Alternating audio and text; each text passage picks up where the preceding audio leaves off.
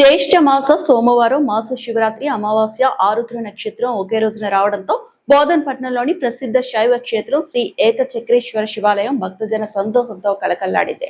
తెల్లవారుజాము నుంచే భక్తులు భారీ సంఖ్యలో ఆలయానికి తరలివచ్చి స్వామివారిని దర్శించుకుని ప్రత్యేక పూజలు అభిషేకాలు నిర్వహించారు. శివనామ స్మరణలు వేద మంత్రాల నడుమ ఆలయ ప్రాంగణం ఆధ్యాత్మిక వాతావరణంతో నిండిపోయింది. ఈ సందర్భంగా బోధన్ మున్సిపల్ కమిషనర్ యాదవ్ కృష్ణ దంపతులు ఆలయానికి విచ్చేసి స్వామివారికి అర్చన అభిషేకాలు నిర్వహించి ప్రత్యేక పూజల్లో పాల్గొన్నారు. అనంతరం ఆలయ చైర్మన్ అంగేటి లక్ష్మణరావు పటేల్ వారిని శాల్వాతో సత్కరించి ఘనంగా సన్మానించారు.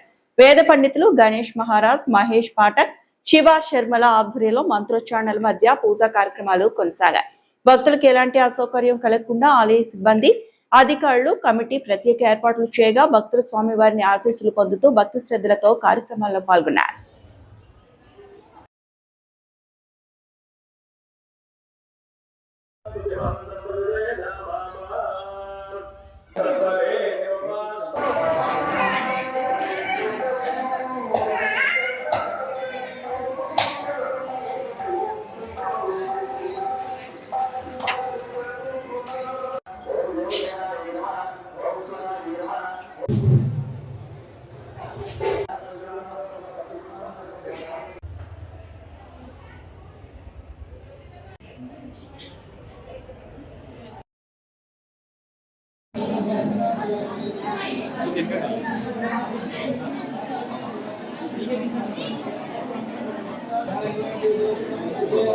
కొబ్బరికాయలు, తమలపాకు, అరటిపళ్ళు ఒకరు దేవుడి దగ్గర పెట్టి నైవేద్యం చూపించండి.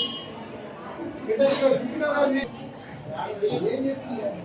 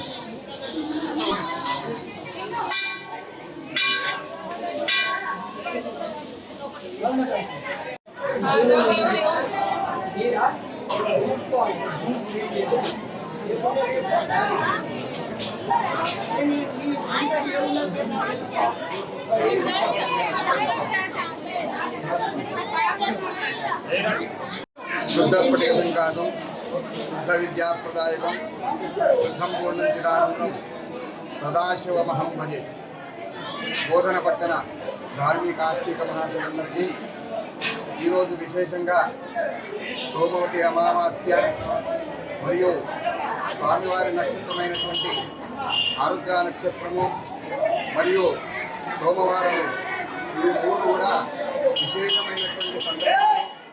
ఇటువంటి సందర్భాల్లో ఎక్కడైతే శివలింగాలు ఉంటాయో, విశేషంగా ఉద్భవించిన శివలింగాలు ఉంటాయో అక్కడికి వెళ్ళి బ్రహ్మసూత్రం ఉన్నటువంటి శివలింగానికి మనం పూజ చేసి మనం అభిషేకం చేసి స్వామివారికి తీర్థం ప్రసాదం తీసుకున్న తర్వాత స్వామివారి అనుష్ఠానం చేస్తే మహాపుణ్యం దొరుకుతుందని శివపురాణంలో చెప్పి ఉన్నది. అటువంటి మహాపురాణంలో చెప్పబడిన ఇటువంటి ఈ సోమవతి అమావాస్య, ఆరుద్ర నక్షత్రం మరియు సోమవారం ఇవి మూడు కూడా అరుదుగా వస్తాయి, ఎక్కువ రావు. 6 నెలలకు ఒకసారి, సంవత్సరానికి ఒకసారి వస్తాయి తప్ప విశేషంగా గంగా స్నానము, సముద్ర స్నానము విశేషమైనటువంటిది. దాంట్లో శివాలయం కూడా దర్శనము, అభిషేకము, అర్చనాలు ఏవైతే ఉంటాయో అవి చేసినంత మాత్రాన మహామృత్యుంజయ ప్రసాదం దొరుకుతుందని ధర్మశాస్త్రం చెప్పబడి. కావున భక్తులందరూ కూడా సకాలంలో వచ్చేసి స్వామివారికి పాత్రలుగా ఉంటుందిగా కోరుతున్నాం. మరిన్ని అప్డేట్స్ కోసం మా ఛానల్ని సబ్స్క్రైబ్ చేయండి.